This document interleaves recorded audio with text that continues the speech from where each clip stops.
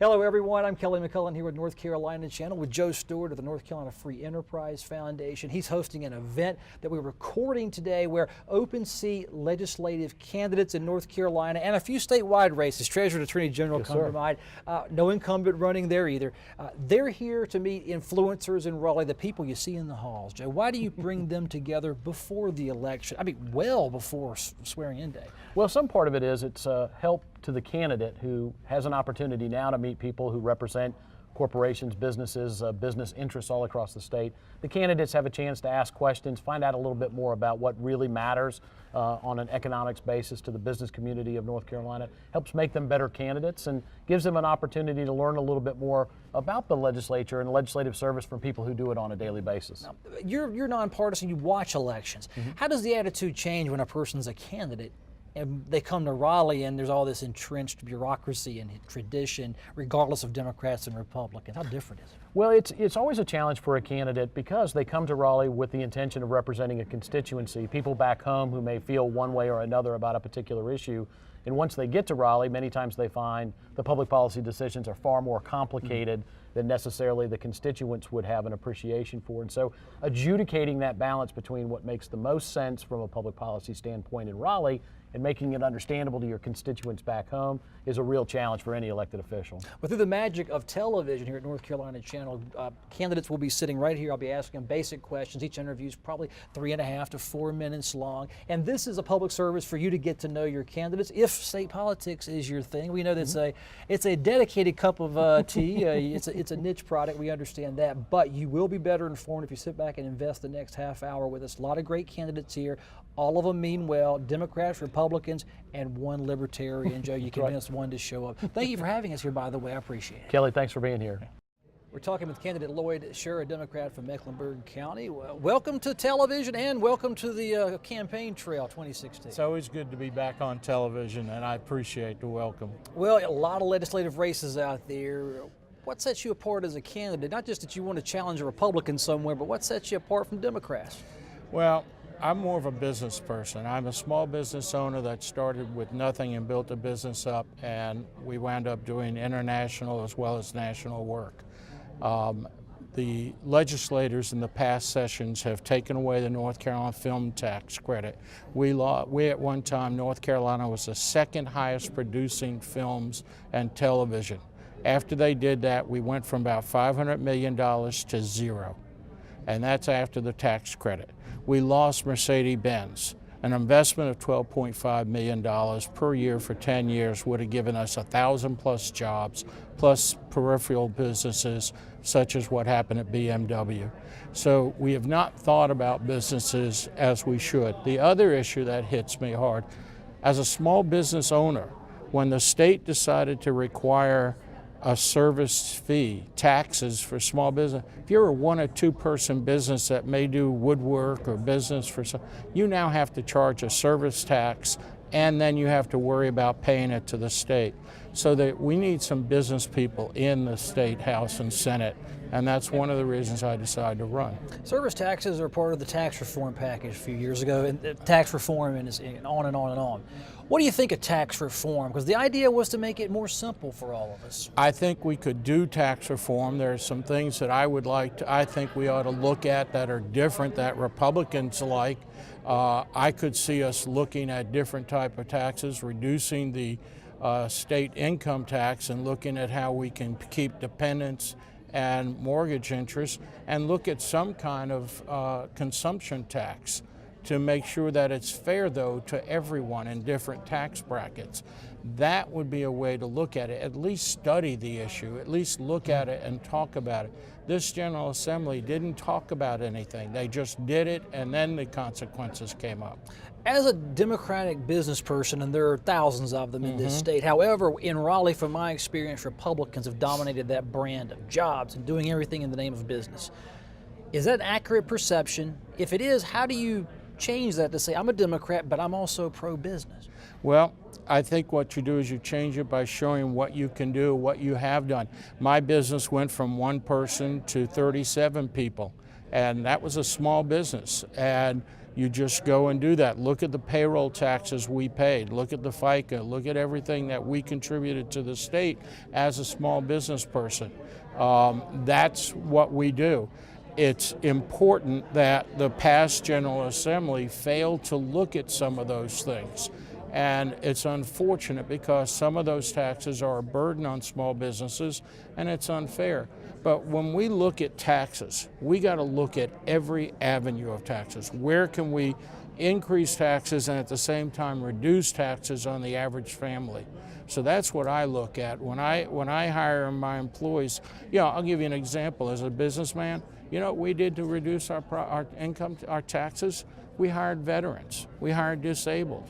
And that gives us tax breaks. There are tax breaks you can get from the federal government that you can't get from the state. We need to look at that to make sure jobs are available. And let me tell you, some of the disabled workers we had never were late, never were sick, always there, and always worked with a cheerful event. So they enjoyed their job, and that's important. Well, bipartisan disclosure, I'm going to wish every candidate that sits in that chair good luck. Good luck to you on the campaign trail. It's a lot of hard work. Lloyd Scher, Mecklenburg County. We might District 39. Might see you in Raleigh. Thank you, I sir. hope so. Thank you. Take care. Tim Morgan's a Republican from Mecklenburg County. If he wins election in the general and the primary, of this time we're so early in the season, you would replace Representative Jacqueline Schaefer. Thank you, sir, for being on the set with us. Kelly, I appreciate the opportunity to be here. A Republican holds this seat. You aim to replace Jacqueline Schaefer, who did not seek re-election. What's different about you from Representative Schaefer? Is it we focus on the issues? I think one of the biggest issues is I've spent the last 6 years on the Charlotte-Mecklenburg Board of Education. I have 2 kids that have graduated from the CMS system. My wife and I are both graduates of the system. And so I bring a very strong public education background to the table for this particular seat. And with the state budget being over 50% focused on education, I think that's a real skill that I can bring to the table. What does a Republican bring to the public education debate? Because in Raleigh, in the media and in the politics of this, Democrats use it as a sledgehammer on Republicans. Public ed funding. How do you make that? How do you make a difference there? I think what we bring to the table are pro-business principles.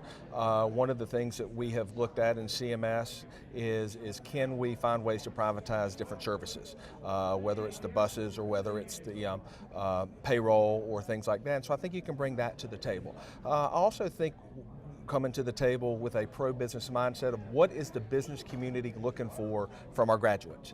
And so part of that is making sure that we have partnerships with industry, with local businesses, making sure that we are turning out the type of students that they need to be successful and to drive economic development in our area. How hard is it to gauge what business wants? There are many kinds of businesses, many kinds of needs in this world of ours. Right. How do you dial in on it to craft public policy?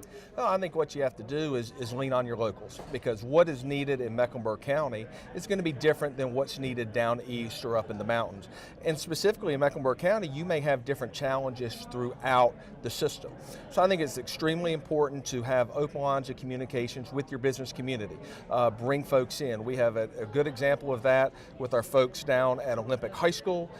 We have a lot of manufacturing in that area, and we have partnered and have a group that works with us to make sure that we can place students with them doing internships, and that way when they graduate they have jobs waiting for them. One of the top kitchen table issues for parents of public education students: charter schools, vouchers, traditional public education. What's Correct. The balance there if you have a say over state policy? I think all of them have a place at the table.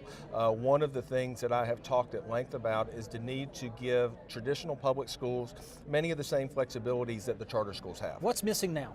I think one of the biggest things that's missing now is our calendar. We have a very inflexible calendar that we are stuck with, and we have kids, we have certain schools, we have certain areas that we ought to have that flexibility so we could possibly lengthen the school year, shorten the summer. The summer learning loss is real, and we need to be given the tools, need to give the tools to the folks at our local LEAs so they can make those decisions. We have a Department of Ed, you have the legislature. How does the legislature influence that kind of policy? Is it for you to influence state education officials, or is is it for you to mandate it through law that that's what they need to do? What I would like to see, right now it is the General Assembly that passes those laws that mandate it. What I would like to see is a loosening to truly begin to allow the locals the ability to make those type of decisions, what best serves their district. Education, is there any other issue that stands out? Every person seeking office is in the economy and education, but you are educational focused. Educational focus, also transportation mobility. In South Charlotte, major issue, whether it has to do with I-485 or local roads, need to build bridges, and then also job creation. And job creation obviously covers many things, but those are that and education, those are the three issues I'm focused on. All right, Tim Morgan, running for office in Mecklenburg County State House. Thank you, sir, for being on. Kelly, thank you very much. State Senator Josh Stein's retirement from the Senate to seek the Attorney General's seat leaves a seat open in Western Wake County that Ellis Hankins hopes to fill. First, you got to win the Democratic primary. Well, that's right. Take it from there. Why do you want to be in the state Senate? You've been around Raleigh a while. You've retired. You have escaped, and you want to be in the Senate. It says right here, putting education first. How do you That's put it, why I'm running. The schools are great in Western Wake County for the most part. So what's the problem? We need to make them better. Our friend Jim Goodman has said many, many times that the best economic development strategy is to have excellent public schools. And I believe in that. And we're not doing enough. We're not making improving the public schools enough of a priority in the General Assembly. We have a General Assembly that is underfunding and undermining public education, and I want to go work on that and work on it hard. We need to pay our teachers much better than we are paying them. We have per capita expenditures for schools and teacher salaries down in the low 40s. We're behind South Carolina and Tennessee and Virginia and Georgia. What's a fair wage for a teacher? Well, we need to get back to the national average where we almost were early in the 2000s. We just need to make it a priority to get back there, or we're not going to be able to keep and recruit good teachers. What are your thoughts on charter schools? Charter schools are public schools. They're not traditional public schools, but they certainly have a role. They were created in the first place to be laboratories for innovation. I think we need to make them more, in fact, laboratories for innovation. And they're a place where children can get a very good public school education along with the traditional public schools. A little about my background. Go ahead. I was born and raised in North Carolina, educated in public schools through the public university system, UNC Chapel Hill, through law school and graduate school. Have a master's in city planning, so I think my education matches well with the opportunities and challenges of a rapidly growing urban county. Wake County in the west out there, it's very professional, it's largely wealthy, and you could be one of those senators who doesn't help this so-called urban-rural divide that might be nastier than the Republican-Democrat divide.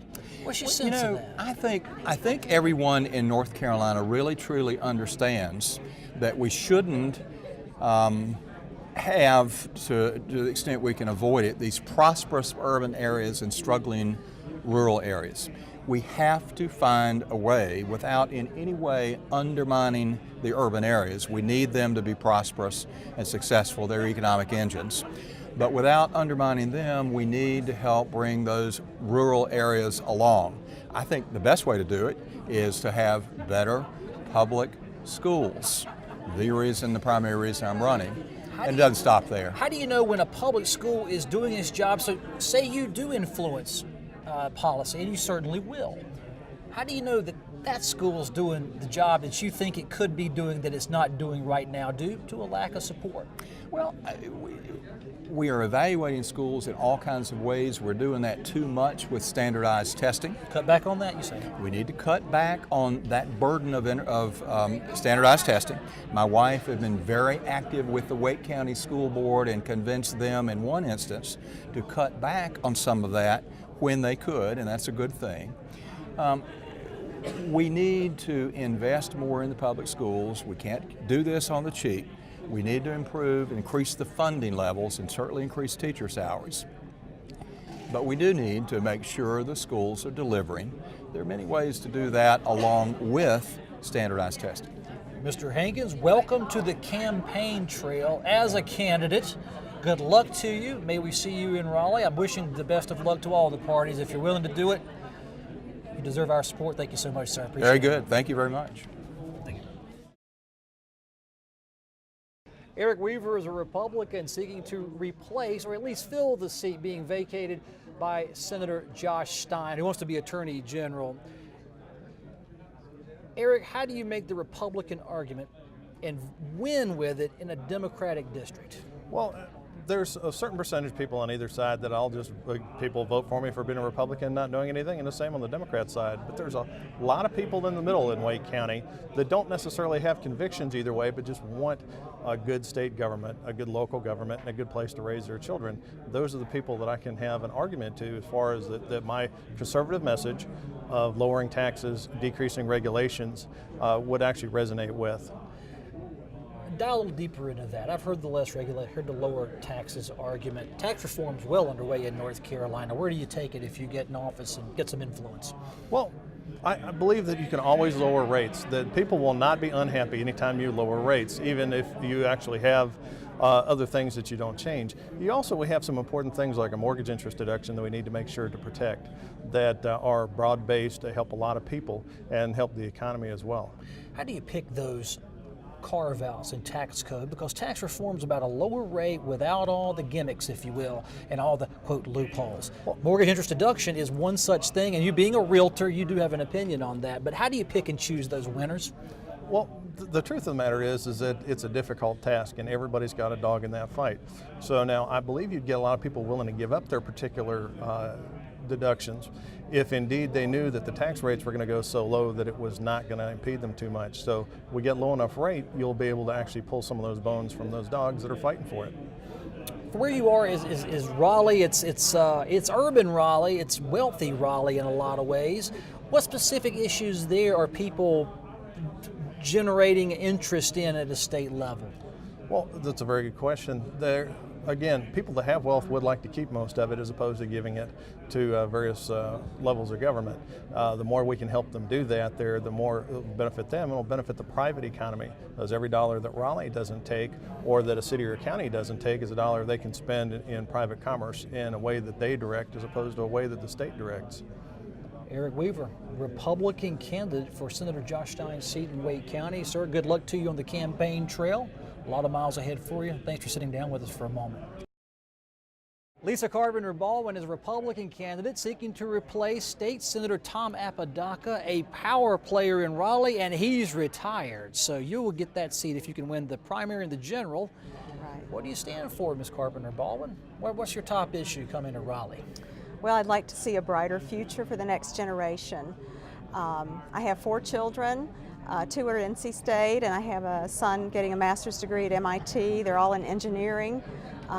Education's very important to me. I was on the school board at Buncombe County for 4 years. I know that the state spends 57% of its budget on education. So that is a key issue. It's something I'm extremely familiar with. I know the budget backwards and forwards on education. I know where money needs to be focused to get it to the classroom. And to Where be does more it need to efficient. be focused? Because Republicans are dialing in. More candidates than you are saying public ed.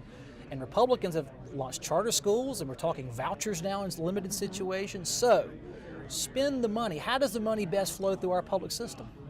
I do believe in the free market system. I think competition is the best thing that can happen to education. We need to break up that monopoly that the public schools have traditionally held on education, and that way we'll improve education outcomes. I support school choice. I want to see that broadened. I would love to see education savings accounts where the money will actually follow the child in K through 12 education, so parents will have choice. I support, expanding that choice for parents. Would those be those opportunity scholarships where you take your school funding and pay for private tuition in some cases if you so choose? Is that what you're talking about? This is just a little bit more freer, expands those opportunity scholarships to every student in North Carolina, not just based on income. This is something other states are doing as well. How well is that system working in North Carolina? It's relatively new, but as a school board member, is it working well as it's been crafted? There's a high demand for those scholarships. I know that in Buncombe County, where Asheville is the city center, we have 5 charter schools. Parents in Buncombe especially want choices. We have 10% of our total student population are homeschooled. The 2 new charters had just opened last year, and they were immediately filled. So parents are looking for alternatives. They want the best for their child. They want to make sure that the school matches their child's learning style. When you say 10% are homeschooled in Buncombe County, is that a protest against the quote-unquote traditional public school? It seems like a high number. And are you saying charter schools with less than homeschooling needs? I'm just trying to understand the issue in your district. I know in Buncombe we have the highest number of homeschoolers per capita, and I've even said they've been fleeing the traditional public school system. We've lost over 1,000 students just in 2 years. But in some ways, it's not necessarily an indictment against the traditional public schools. I think that it's just a matter of parents, wanting these choices. They don't want to be limited to just one alternative for their children. And I think some of these different charter schools, they have different focuses. They're more like magnet schools. I'd love to see Buncombe does not have magnet schools. The city school system does in Asheville. But I think if the traditional schools would respond to that and create some magnet schools with special interest focuses like science and math, arts, that more parents would stay in the traditional public schools. Well, good luck on the campaign trail. A lot of miles for you to travel Yes. between now and mid-spring. Thank you so much for taking a few minutes with us. Thank you. Holly Grange is a Republican seeking to replace Representative Rick Catlin down in New Hanover County. Thanks for sitting for a few moments with us here at the event. My pleasure. Republican, we know what Republicans stand for if we read the papers and follow politics, but what do you stand for as it pertains to New Hanover County? What I stand for, I have the privilege currently of serving on the North Carolina Ports Authority. And so I am very pro-business. I would love to have more business come to our part of the state and make our environment favorable to that new business. We are set in New Hanover County to increase in population by about 50,000 people over the next decade or decade and a half. And we need to have jobs for those people. They're not all going to be retirees, but we need to have jobs. We need to have good education. We need to have good infrastructure. And we want to be able to draw that business to our part of the state. Into the ports, you hear about deepening the ports, that we're not competitive with, is it Norfolk and Charleston? Is that true, or is that just talk in Raleigh? Well, Norfolk is a huge port, and what our port offers is we have amazing customer service in our port. There are trucks that can come in and unload their container and leave our port within about 20 minutes time. In Norfolk, if you are late with your pickup or if the ship is late, they could sit out in the harbor for hours, sometimes even days. A lot of people compare our port to Savannah. Savannah, the distance up the river in Savannah is within 2 miles of ours. The depth of the channel is within 2 feet of ours. The limiting factor right now with our port is the turning basin. The long ships cannot come in and turn around, but it looks like we're going to be able to widen our turning basin. So I got to ask you about the film industry down in New Hanover County. Yes. Some Republicans like the idea of not the credits, but the grant program. It's been a very confusing issue for most people. Where do you stand on the film industry? Can it stand on its own legs down in Wilmington, or does it need some economic incentives to really goose it, if you will? Well, unfortunately, the reality is that our competing locations are offering incentive. What the problem with the incentive program that we had before is that it was not capped, which technically would be against our state constitution because you could not balance the budget if you don't know how much something is going to cost. It was also a refundable tax credit, so we were in essence writing a check to these movie companies to come in, make a movie, and leave 4 months later. Right. The grant program allows us to draw long-term projects to Wilmington, that Dawson's Creek, that One Tree Hill. It's people that will stay in Wilmington for some period of time, and there will be a stable workforce there to support them. So the grant program, I think it was upped from $10 million, that next year it's going to be $30 million. It probably could be a little higher than that. We would like that down in Wilmington, but it's a good start.